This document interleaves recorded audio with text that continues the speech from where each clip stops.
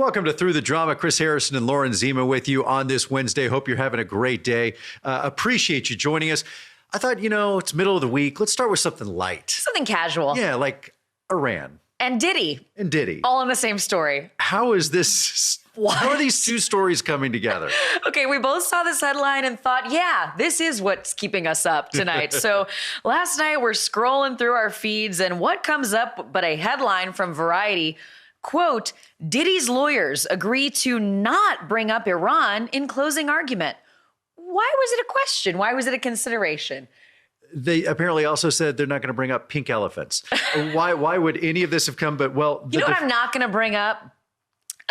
World War II. I don't feel like bringing it up in the Diddy closing argument. So what? the closing arguments will probably start tomorrow in the Diddy trial in New York. And TMZ had reported this week that Combs lawyers possibly were going to invoke the Iran conflict. The defense was going to argue that the case against Combs was instigated by Homeland Security investigations pertaining to Iran. Yes. So, quote, in TMZ's words, they were going to say, rather than worrying about what Diddy is doing with baby oil, this is real from TMZ, Homeland Security should worry more about the escalating conflict with Iran. That wouldn't be wrong. I would want Homeland Security to be on top of that conflict, but I don't think, look, Diddy, if the lawyers are digging that deep, You know how multiple things can be true at the same time?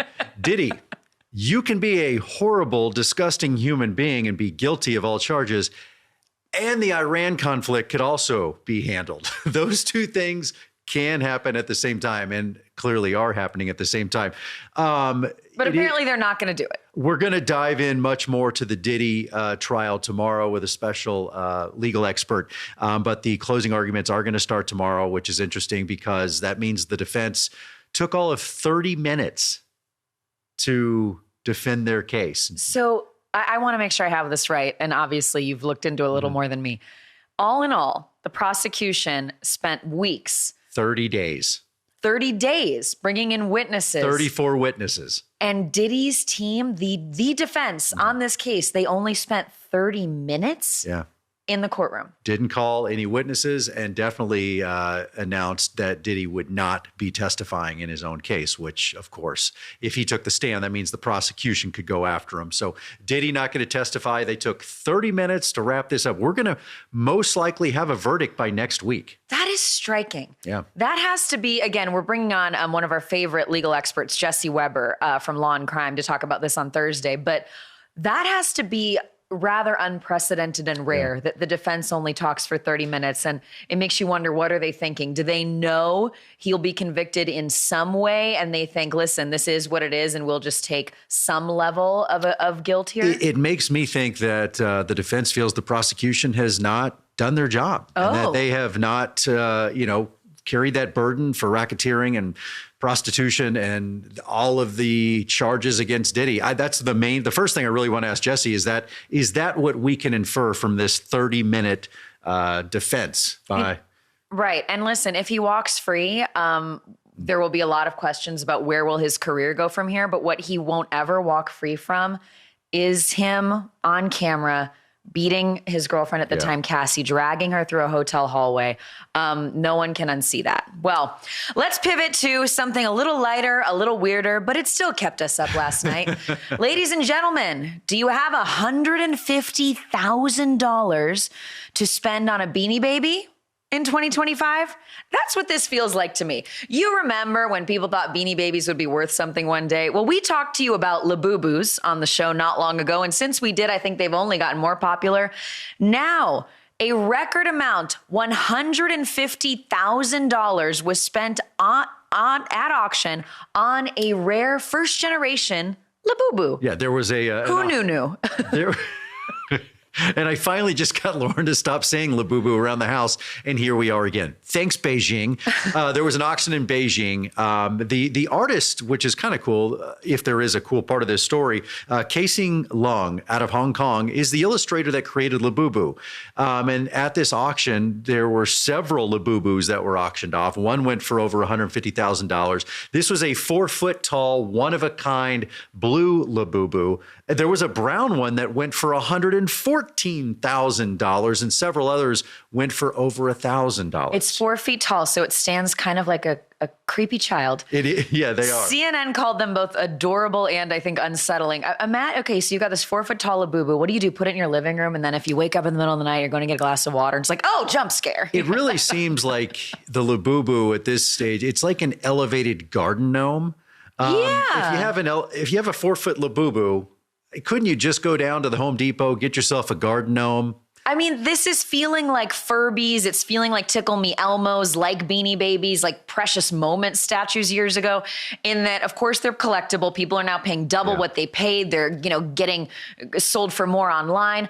And people are freaking out when they open them. My question is, I don't know, are we wrong about this? Beanie Babies turned out to be worth nothing in the end. Right. But will this Labubu hold its value? I would think the buyers are more set in quickly after the $150,000 purchase. But so this pop art has become huge art. But that's it. Is it a piece of art? Is it more than a doll? Right. That it's a status symbol. It's become art. I don't see this fad lasting. I don't know. We could be wrong. How quickly do you think buyers are more set in for the $150,000 purchase of a garden gnome? I think right now it's feeling great because people come over and you have a Labubu. What will it feel like in 6 months? It could be very different. The question is it fad or is it art? It's quickly going to go from, oh, you have a Labubu to, oh, you have a Labubu. Yeah. All right. Well, one relationship that is standing the test of time thus far, Taylor Swift and Travis Kelce. They had a big moment together. We'll tell you about what it was when we come back.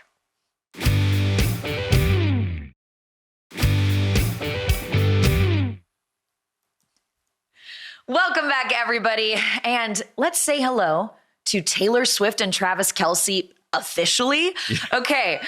The world famous, biggest superstar in the world, and one of the, let me get the sports thing right, best players in the NFL, maybe the best tight end of all time. Yes, one of the greatest, if not the greatest tight end of all time. That's fair. They've been dating. It kind of seems longer in a good way, but they've been dating about 2 years now. Okay. Believe it or not, just made their red carpet debut as a couple. Taylor and Travis, we have seen them at her concerts. We've seen them at his football games, but we had never seen them on a step and repeat. So they showed up together at his tight end university event, which I'm going to need you to explain to me, Chris Harrison. So I tight end, obviously a position in football. It's not that he has a nice tight end. Well, but maybe he does. But so Travis Kelce, George Kittle, very famous tight end, and also Greg Olsen, another great tight end. They create this camp and this gathering of tight ends to teach the next generation. And actually, it really is a university. It really, well, they call it Tight End U. It's not really, but it's the name of their camp. Is it for people who are already in the NFL or no, it's for kids getting in, cool. That are going to be tight ends and getting them together and teaching them the game and teaching them the, passing down the knowledge that these guys have. Taylor and Travis have been look, I'll commend them and say they're being smart about it. And I don't mean it in like an exploitative way, but I just saw this clip where Travis was talking about his brand and like getting out in the community and giving back. And he was saying it's important for me as a brand. And I think about what brands want to work with. Yeah. She just went and visited, those kids in Florida and did some amazing work at that hospital and made those kids and their families' day. It's cool to see him doing this. Yeah, it's awesome. The Manning brothers famously have their quarterback camps, Peyton, Eli, and all of them. But it was funny. There was a comment that about Taylor Swift and Travis Kelce finally making their red carpet debut, and it says the red carpet moment the world has been waiting for 2 years happened at Tight End University. It's like it wasn't the Met Gala, it wasn't at a big movie premiere, it was at Tight End. But that seems so fitting for Travis Kelce and Taylor Swift. It kind of normalizes them even more. It's brilliant. And it speaks to Taylor has for many years now turned the traditional media narrative on its head. Yeah. She has not done a media interview in I don't know how long. She'll show up to things, pose on carpets. But I think she's saying, I'm going to give the world me on my terms, not on the terms of the system. Let's pull up that picture of them at Tight End University. I just like saying it because for holding hands, super cute. Do we have the one of them on the step and repeat? We might not, but okay. So I do want to call out, this is amazing too. So of course, like there's some sponsors for this event and that's part of why I brought up them working with brands. A lot of people were pointing out one of the brands on the background of the step and repeat is Dude Wipes, like the flushable wipes for men. And it's like, this is Taylor Swift standing in front of a step and repeat that says Dude Wipes. It's kind of amazing. Well, congrats to Taylor and Travis and all the tight ends. All the tight ends. They're all great. From one couple that's doing very well to, a couple that's not now. Orlando Bloom and Katy Perry have broken up, allegedly. And this is on the eve of the Jeff Bezos, Lauren Sanchez wedding, which Orlando Bloom will be attending. Katy Perry will not because she is on tour. And apparently she's none too happy that he's going to be rolling in solo to Venice, Italy to this wedding. They've been dating for 9 years. Speaking of not knowing about Travis and Taylor for 2 years, I had no idea Orlando and Katy Perry have been together for 9 years. Wait, are they not married? No, I don't think so. They're just dating. I gotta look this up. Now I feel like an no idiot. reports did I see that they were. Okay, well, I interviewed Katy for many years on American Idol, and I interviewed her when their relationship was starting. Yeah. I don't know if it's been 9 years because when it was starting, it was kind of, I actually had a funny red carpet moment with her because she was like not really public about it yet. And she posted something about Orlando Bloom, and I asked her about it, and she did a little bit of a double take. But listen, obviously they're public with their relationship now. They have a daughter together. This is all coming from TMZ, which I want to bring the TMZ report up because it is, I'll be honest, I haven't looked at TMZ in a while and I was just like, this is just written so funny to me. The headline is Orlando Bloom coming in hot and single for Bezos Sanchez wedding. Orlando Bloom is psyched to let loose at the Bezos Sanchez wedding, and all indications are he's now a single man. Sources in the know tell TMZ that Orlando, as one source put it, quote, he's the life of the party and he's going to hit the dance floor hard. All right. By the way, things you never talk about or announce before going to a wedding. I mean, he's the life of the party and he's going to hit the dance floor hard. The rumor is that he's going to be rolling out a little bit with Leo DiCaprio, who's going to be there, and Bezos himself. I'm like, well, I doubt Jeff Bezos is going to go out. The wording from that source quote sounds like he's heading to a party in a retirement community. He's the life of the party and he's going to hit the dance floor hard. Like, I don't want to make light of the fact that if their relationship is ending, this is very sad. They have a child together. There have been rumors about them since she's been on tour. And, I've seen a lot of source reporting that because the tour isn't going well, it's affecting them. But this reporting, we're told Orlando might even sneak away with Leo for some bar crawling. There was another report that one of the points of instigation during all of this was her Blue Origin space flight, compliments of Jeff Bezos, actually, ironically, and that Orlando Bloom allegedly said it was embarrassing and cringeworthy. Well, it would be weird for him to go to the wedding and her not, since she was up in space with Lauren Sanchez. I know. Well, I guess she's on tour and can't go. And so they are all friends. And so he is going to roll in solo to this wedding. Now, if it's due to the fact that they are broken up, or is it just that she's on tour and everything is okay? But by the way, if he did say that, it's true. It was embarrassing and kind of cringeworthy, that whole space flight thing. Yeah, I didn't love that from Katy. I mean, she went up into space, said that it was about Earth, and used it to announce the set list for her world tour. Do you remember that? She was saying in Variety interviews, I think she was like, this isn't about us. This is about Mother Earth. And then she pointed at the camera in the space pod and released her set list for her tour. I was like, you made an announcement about yourself with it. It couldn't be more about you. Well, we will see as this weekend rolls out, because obviously the tabloids are all over Venice, as I believe the festivities start tomorrow for the Jeff Bezos, Lauren Sanchez, and go through Saturday. So, of course, photographers, paparazzi, everyone's crawling around Venice right now to get all the shots of all the celebrities. I will say, we can't make it, unfortunately, because we're shooting through the drama. So our condolences that we cannot be there in Venice for the wedding. I will say, listen, you do get this sense from them definitely from Lauren Sanchez, that she likes the spotlight. You're rich enough that you could have done this wedding somewhere where no paparazzi Anywhere, would be. yes. You could have gone anywhere in the world. They could have done it in space.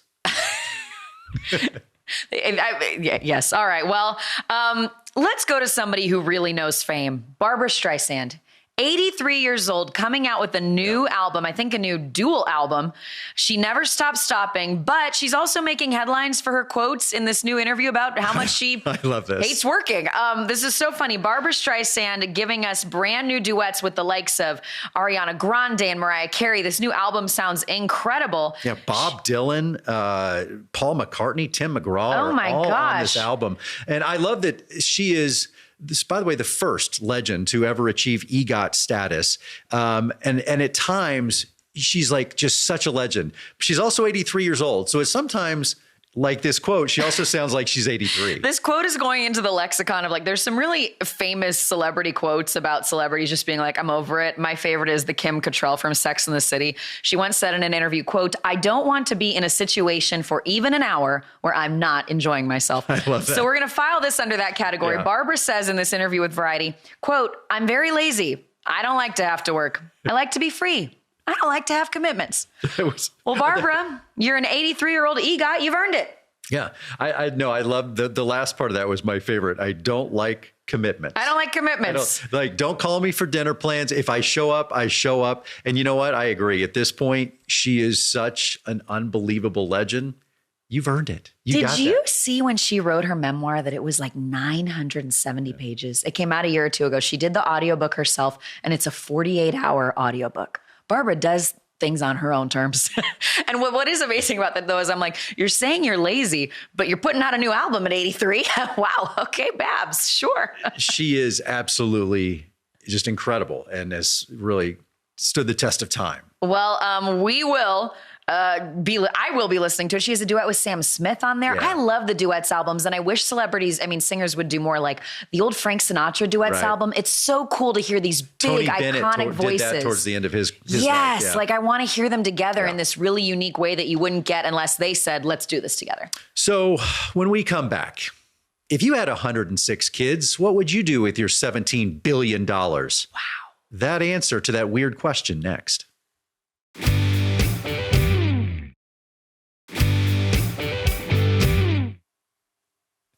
Welcome back to Through the Drama. You know, sometimes, LZ, we run across those headlines and they just knock you on the floor. They make you stop. When it says that a CEO, co-founder of a company, is splitting up his $17 billion among his 106 children. It makes you click. And look, sometimes, sometimes clickbait will get you. Mm-hmm. That one got us. You know what I liked about this is clickbait? It delivered. Yeah, when I get annoyed is when it doesn't deliver. Right. No, this really has 106 kids. Yeah. And as you're reading it, you're going, oh, okay. So listen, I know this guy's been in a little bit of, or maybe a lot of controversy about his company. And I will preface this with, I don't know the details on that. He founded the company Telegram. Yep. But it's a messaging app, I think. He's worth $17 billion. Well, now he's making headlines because he's announced that he is going to divide that $17 billion amongst his 106 children and that he won't give it to them for 30 years, I believe. They won't get the money. Yeah. And what was interesting is that, my first thought was, how many of these children are your children and what? Right. You certainly stop at 106 kids. Yeah. The math isn't mathing. So, okay, how did this all play out? Because clearly there's some donation going on to get 106 as your total. So 6 of them were born naturally. And then 100 were through sperm donation, totaling 106. But what was very interesting is he said, I make no difference between my children, whether they were naturally born or through donation, and he will split his money equally. Because my first thought was, okay, the 6 kids that were born naturally that he had, would they get a little bit more than the 100? And do you think that that's fair? Did he specify on, I'm genuinely asking this, is he present in his 6 natural born children's lives? Like, is he raising them as a father? I did not see that. I did as much research as I could. I don't know how present he is, but he says he considers them all his children and equally. And I did a little bit of math, and my math is not good, but whether it's fair or not, everybody's getting a little over $160 million. Wow. How happy are you if you got that sperm donation? Right. I want to know if people knew, or did they just pick it up at the bank and they're like, oh my God, I happen to get the billionaire sperm. Right. Listen, I will say, again, I don't know anything about like any of his controversy, but I commend the man on this. I do think when you have that much money, it's like you said, you divide it that you still have $160 million a person. I admire that he is taking care of the kids that he created with his sperm donationing.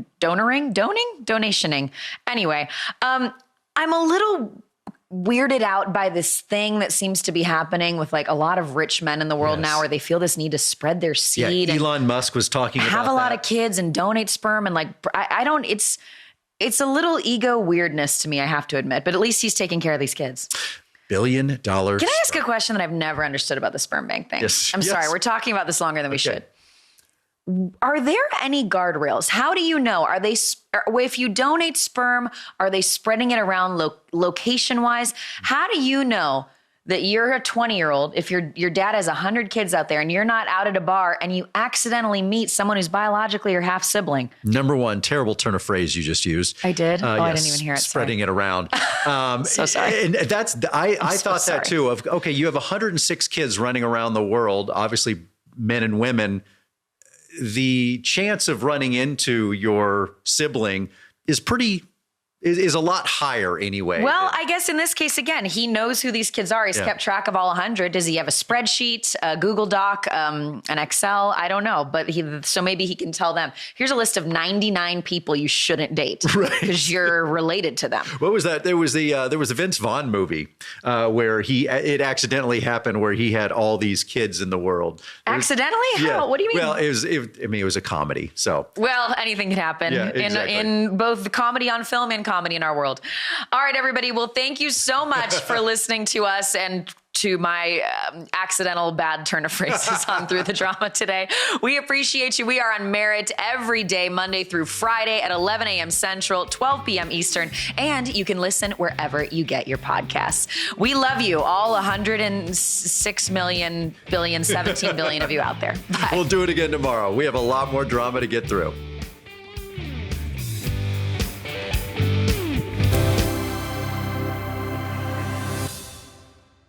Hey, Dr. Phil here. My network, Merit TV, has it all.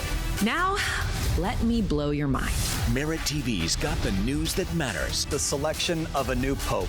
Entertainment you crave. Busted. Everybody in a good mood today? And live events. Surprise. What am I, chopped liver? With serious punch. Big shot.